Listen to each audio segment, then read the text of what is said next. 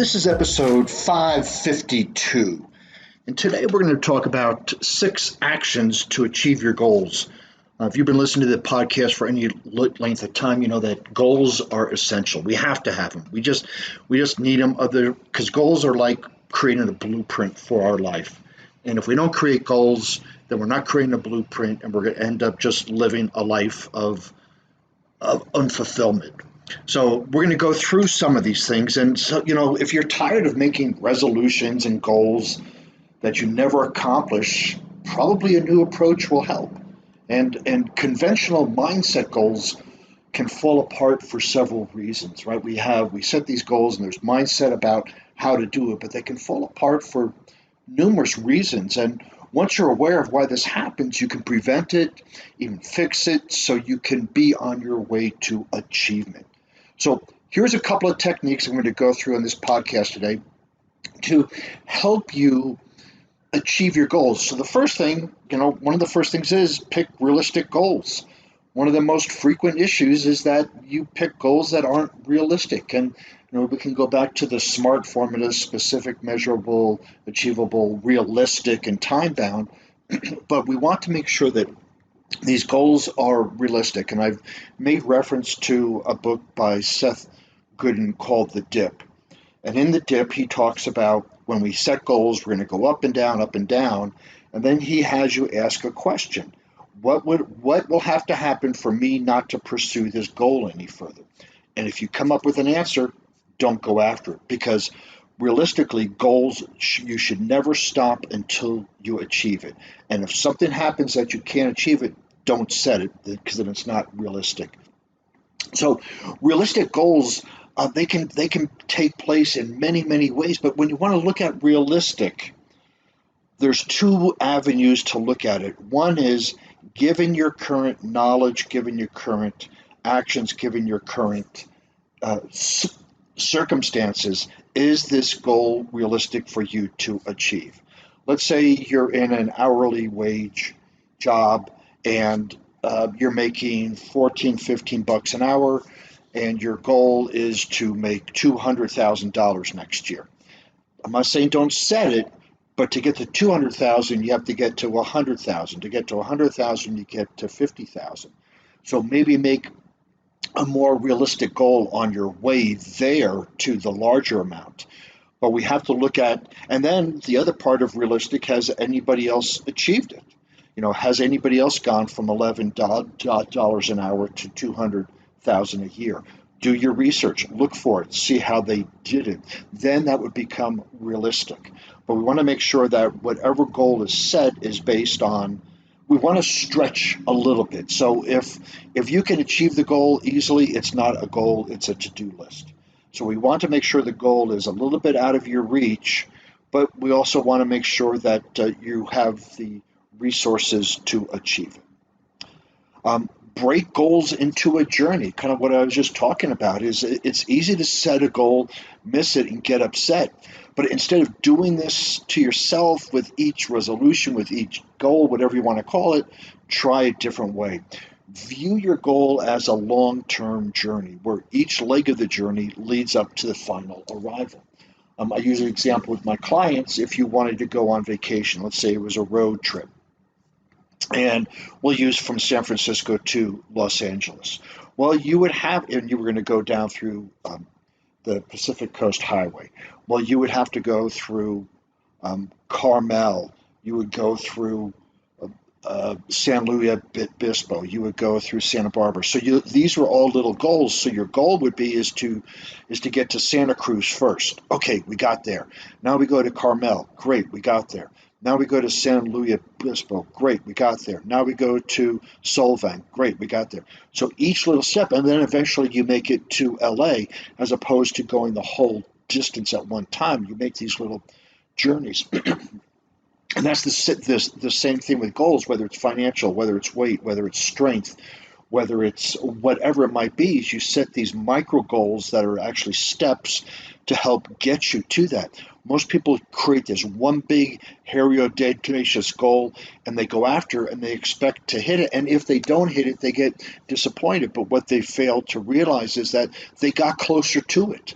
And so when you can set these micro goals or break it up into a journey, then you can see how far you have come and know that you can accomplish it. So number three is this: is measure your progress. In some cases you may be close to achieving your goal, but you give up way too soon. I mean, just way too soon. I mean, if you give up, it's always way too soon. But by measuring your progress, you'll be able to see what you're doing more clearly. You'll also be able to identify what you're doing correct. This is why I love to keep a journal at the gym. I want to measure my progress. If I want to go up in weight in a specific lift, I write down what my routine is, and then I measure my 1 rep max, and I see how well I'm going. Same thing here. If you have a goal that you want to achieve, let's just say you want to again make $200,000 a year, and this year you're making 25,000. Next year you make 50,000. Well, you've made progress. How is it that you went from 25 to 50? And you keep measuring. If you don't, you can't correct what you don't measure. So you have to measure your progress, not how far you fell short, but how far you came, and then duplicate that success over and over and over again. So we want to be able to make sure that we measure the progress to the goal, not how far short we are of that goal. Another thing here, ask for help. That's what coaches are for. That's what friends are for. Sometimes you might fail simply because you didn't ask for help or try to do it, or you tried to do everything by yourself. Perhaps a little help will bring you success, and that help can come in the form of a coach, a mentor, a friend, a teacher, somebody out there. Just because when we get fixated, we sometimes we get so we get focused on one way of accomplishing a goal. And when we get frustrated, we think it's the only way. So we keep hitting our head against that wall. When in reality, if we can just go ask for some help and go, hey, I'm trying to get here. I got this far and now I'm stuck. What do you see? And there's a lot of people, coaches. This is one of the things that coaches are great for, is that I look at my clients. I can see my clients' progress and what keeps them from progressing from our conversations, from the limiting beliefs, from the tracking, from everything. And then I offer that up, and all of a sudden they change their momentum and they achieve the goal. So asking for help is absolutely critical in reaching your goal. Um, Feel free to adjust your goals, right? We don't have to stick with an old goal. Sometimes goals need to be changed and modified, and they may evolve as you as a person evolves and realize that your earlier ambitions are no longer relevant. So maybe you want to start cooking and you have a goal of cooking 5 fancy meals a week. Well, that'd be a great goal, but then you start trying to cook it, and it's a pain. You have to go and get the spices and stuff. Well, the goal may not be. You can adjust the goal from cooking 5 healthy meals to eating 5 healthy meals, and so that means that you could order a delivery service or whatever, and still achieve the goal. But how you got there was different. One of the things that I work with clients is, and we have to be careful when we adjust the goal, because there's a time frame that's involved. And if we're getting close to the goal and the time frame is expiring, we it's okay to push that out. We don't want to change the goal itself if we are passionate about it and if we know it aligns with our life, if everything aligns correctly and we're getting close to the goal and we know we're not going to achieve it, instead of giving up, we just set a new date, but we keep that goal because that's what we want to do. That is what has created the progress. If we adjust the goal to compensate for the time, then it's going to be a little bit unfulfilling because we lessened that goal. So it's better to keep the goal, move it out a little bit so you hit it, as opposed to reduce the goal and keep it on the same time frame because we actually have the rest of our life to achieve these goals.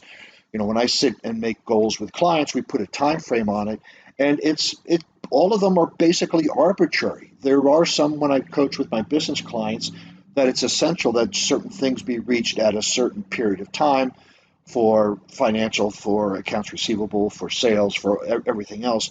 But on some of the other ones, it's just a arbitrary time frame. And it's okay to extend that time frame, but just don't change the goal. Stay aware of growth. And this is, you will continue to grow even if you don't reach your goals. And this is what's so important about goals, which a lot of my clients don't understand. One of the best side benefits of a goal is how it improves you, how you grow as a person, how you grow as a professional. You see, goals, when you set a goal, you should have never achieved it before in your life. This means that if you have achieved it, again, it's just a checklist, it's just a to-do list. But a goal should be out of your comfort zone, far enough that you have to change as a person. You have to take on new skills, you have to take on new behaviors, you have to take on a new mindset, you have to take on new thinking, you have to take on new actions to achieve it. Then when you take these things on, you grow as a person. And then the next time you set a goal, you grow again. But if it's something that you have done before or something easy, it's not a goal, it's a checklist. We want to make sure the goals are big enough for us to grow as a person, but not so big that we lose interest in it because it's going to take too long to achieve it. So goals are really there to help us grow as a person and as an individual. And that's grow physically, mentally, emotionally, and spiritually. So here's the takeaway, right? Be proactive about your goals. Set your goals. Don't I wish someday I have that, or I would like to have something. I'm going to create this in my life. I'm going to create X, Y, and Z. I'm going to create it by this time, and here's my plan to get it accomplished. Take effective actions that support you and your goals, and you'll find that the achievement comes easier. Effective is doing the right things. Efficiency is doing those things right. So take those effective actions, do the right things to achieve your goals. You can find out the show notes and find out more information on my website, warriormindcoach.com. You can also find other blog posts, other podcasts, and a whole bunch of great information on how to contact me if you'd like to begin coaching with me. And while you're on the internet, please follow me on LinkedIn, Facebook, Instagram, and Pinterest under Warrior Mind Coach.